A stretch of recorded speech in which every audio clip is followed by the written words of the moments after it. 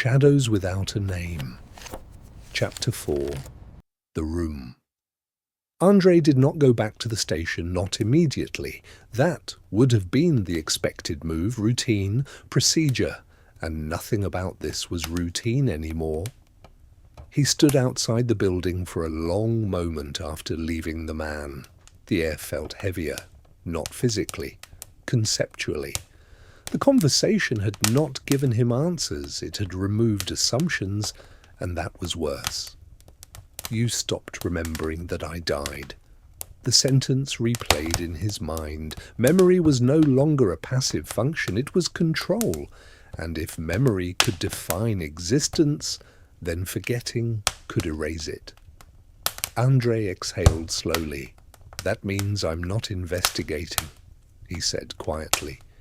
He looked at his reflection in the dark window beside him. I'm managing variables. He didn't notice when he started walking. The city moved around him, unchanged. Too unchanged. People still talked. Cars still moved. But now he saw it clearly. Interruptions, tiny fractures in behavior. A man stopped mid-step, then continued as if nothing happened. A woman opened her bag, stared inside, and closed it again, confused. Two strangers made eye contact for half a second too long, then looked away. Recognition lost. This is spreading, Andrey said. Not loudly, not to anyone, but it was the first real conclusion. By the time he reached his apartment, he already knew something was wrong. Not instinct, pattern. The door was closed, but the handle was slightly misaligned, 3 degrees off center, too small for most people to notice, not for him. He didn't enter immediately. He stepped back, observed the hallway, the walls, the floor, nothing disturbed, which meant everything was controlled. Andrey opened the door, slowly. The apartment was dark. He didn't turn on a light. Light reveals, but it also blinds.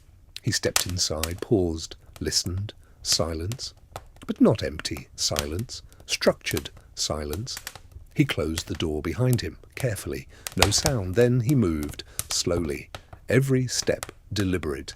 The living room looked the same, furniture unchanged, objects in place, nothing out of alignment, too perfect. Andrey walked to the center of the room, stopped, turned. Something was wrong, not visible, felt. He crouched slightly, lowered his perspective. Angles changed, shadows shifted, and then he saw it. A line, thin, barely visible, running along the wall, too straight. Too precise.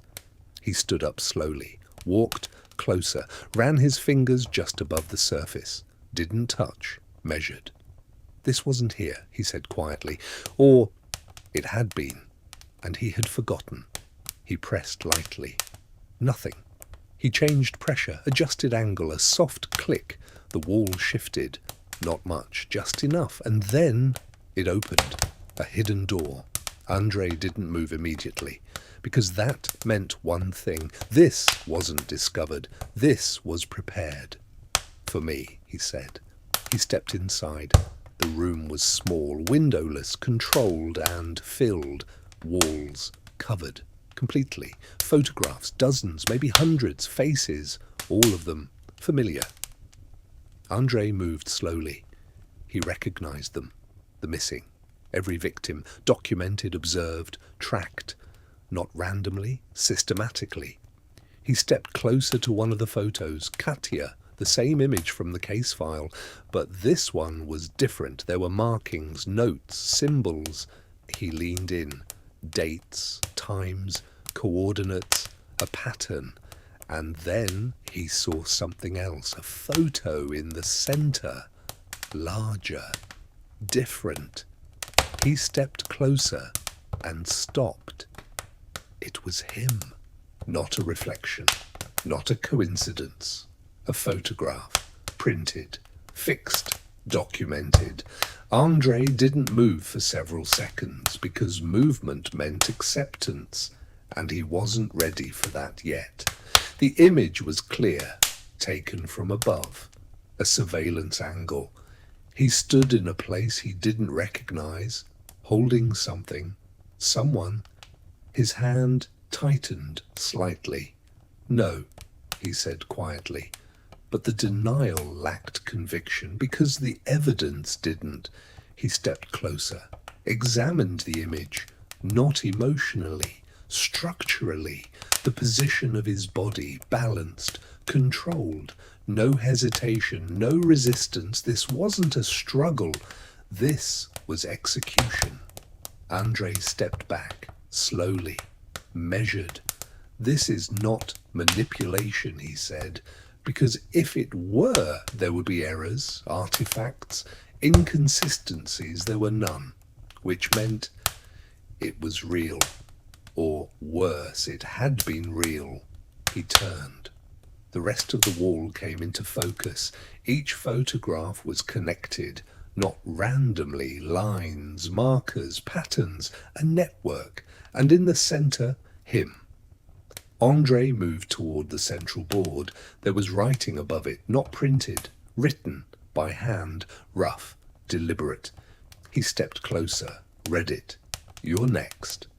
Silence. Andrey didn't react immediately, because the phrase wasn't a threat. It was a continuation. "You're next" implies sequence, which means others came before. Andrey exhaled slowly. "I'm already inside the sequence," he said. His voice didn't shake, because fear requires uncertainty, and now there was none. He stepped back again, scanning the room. This wasn't documentation, this was control. And then he noticed something else, a monitor, small, almost hidden, positioned in the corner, powered on, waiting.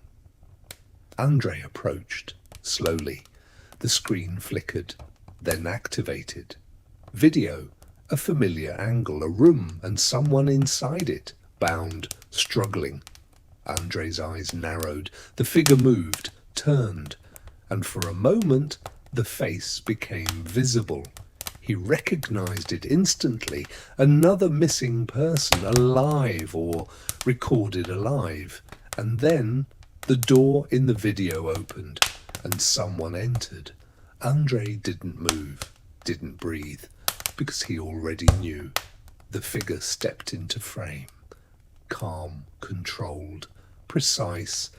It was him. Andrey watched. The version of himself in the video moved without hesitation, no doubt, no resistance. He approached the victim, reached out, and spoke. The audio cracked slightly, but it was clear enough. "You won't remember this," he said.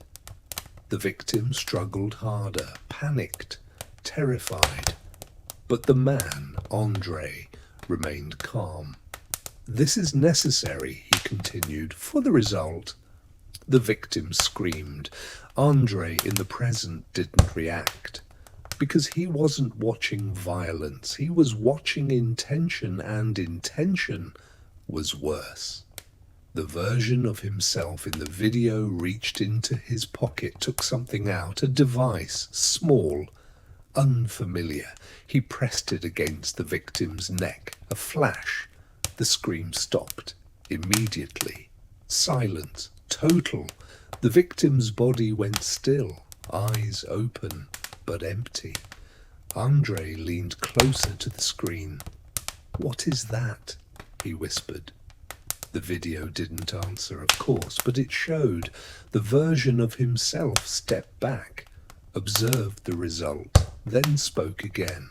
Phase complete. The screen flickered, cut to black. Silence filled the room. Andrey didn't move because movement meant conclusion, and he wasn't ready to conclude. "This is not a setup," he said slowly. "This is a record." His voice lowered. "My record." The phone vibrated. He didn't need to look, but he did. Message. "You're remembering faster this time." Andrey stared at the screen. "No," he said quietly. "I'm understanding." A pause, then one more message. "You were never supposed to." Silence. Andrey lifted his eyes, looked at the room, at the walls, at the photographs, at himself, and for the first time, something inside him shifted. Not confusion, not fear, something else, recognition. End of chapter 4.